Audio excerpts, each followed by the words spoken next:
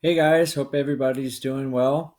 I got a chance to look over a lot of your designs and I'm pretty impressed of what you were able to find, and even a couple of you guys were able to come up with your own designs. Shout out to Zach and Luke.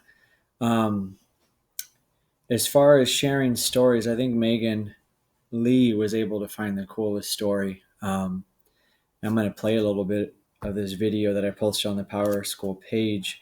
But man, this kid with his own 3D printer at home posted something that he made and just went viral on Facebook. And I think Megan was able to find it on TikTok because other people were inspired by his story.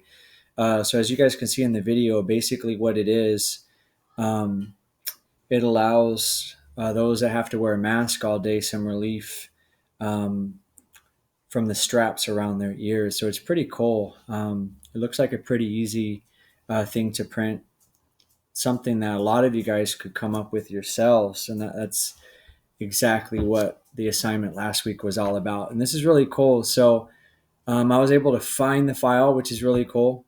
And I'll share it with you guys right here. So I was able to find the file. I met with PEF last week, and we're still trying to coordinate how to get into John Muir High School so that way we can start printing the face shields. And hey, I'm going to start printing these if I can. Pass them out to those that have to wear masks all day. So I wanted to share that with you guys. Some pretty cool stuff going on in the 3D printing world.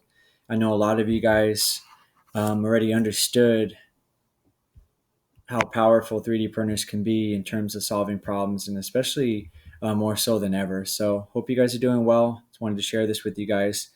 For this week, I'm going to give you guys the option to design what you guys choose to design for this week. Take care. Talk to you guys soon.